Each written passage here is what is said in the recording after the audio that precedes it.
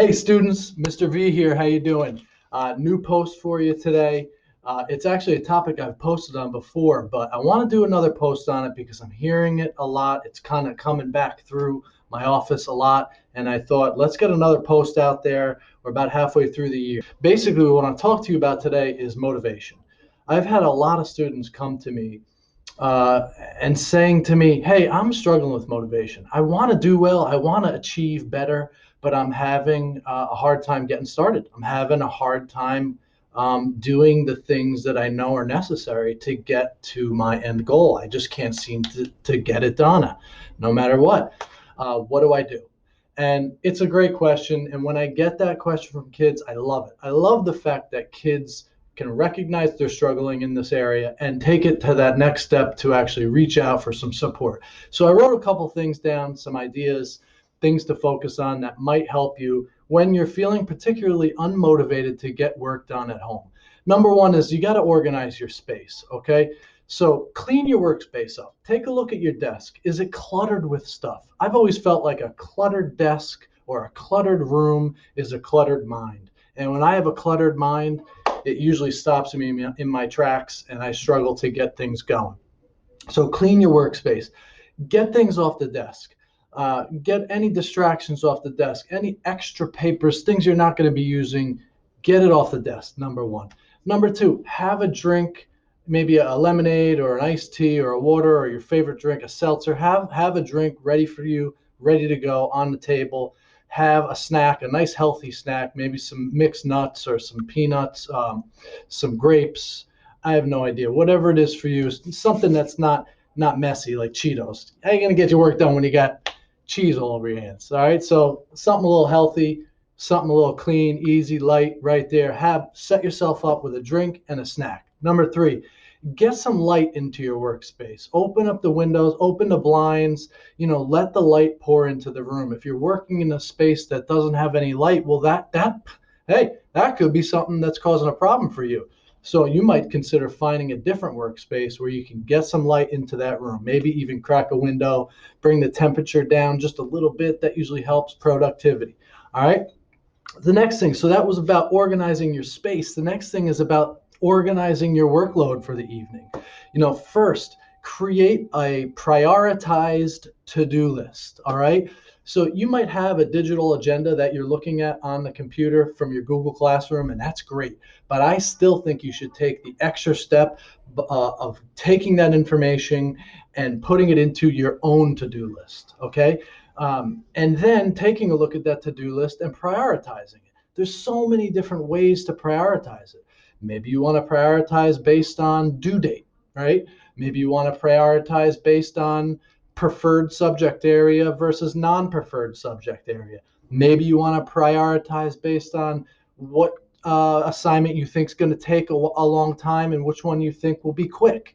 I know I always used to like to start with a couple easy tasks because it gets the momentum going. It gets the ball rolling. It gets me motivated. I start to feel good about checking some things off my list, and that worked for me.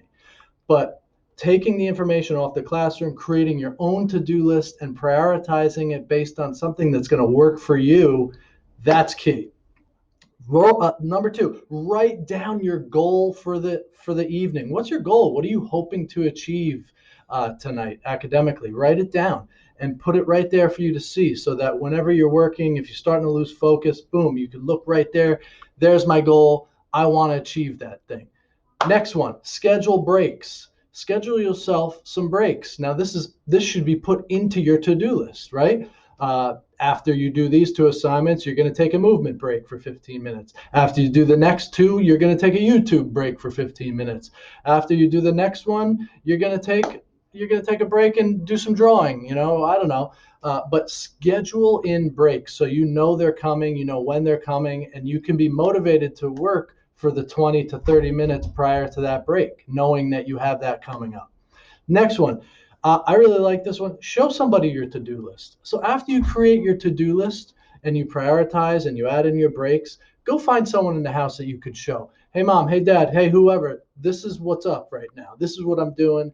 This is my list. This is what I'm hoping to achieve. And you might even take it one step further to say, hey, could you check in on me every 20 minutes to a half hour just to make sure I'm on task and I'm kind of sticking to my plan? Would you hold me accountable in that way? That's a mature thing to do, but a good thing to do if you can do that. The next thing is to remind yourself why you're doing all of this. All right. So after you've done all the things that we've talked about, I want you to establish a general reward. So you've established little mini breaks, little mini rewards throughout your homework session, but maybe give yourself a larger reward that you can get after after you're all done. Hey, after I'm all done with my work, I'm going to meet up with my friends at the skate park. After I'm all done with my work, and only after I'm all done with my work, I'm going to get myself a big ice cream. And if I don't do it, I don't get it, right? And so you get to be in charge of figuring out what's going to motivate you. The next thing, remind yourself of how you feel when you get all your work done. Think back to a time when you got all your work done, when you persevered through a difficult situation, through a difficult amount of homework or something, and you got it done, you handed it in. Try to remember how you felt inside when you handed it in. I bet you it was an amazing feeling. And the last thing, think about remind yourself of the consequences if you don't do it, right? The consequences of not handing in homework, especially not handing in homework over an extended period of time. What are the consequences? How do you feel about that? How do your parents feel about that? Are there consequences that your parents put in place? Does the school have consequences like summer school, right? Consequences are not always the best motivator, but they are a motivator. And so it could be helpful to remind yourself of that when you're trying to remind yourself why you're doing this and why it's important. And then after all that, you're finally about ready to start that work. One last thing I want you to do is close your eyes, take a couple deep breaths, and then get started. And I think if you do all of that, there's a good chance you're going to find yourself motivated to get started and follow through and finish that work.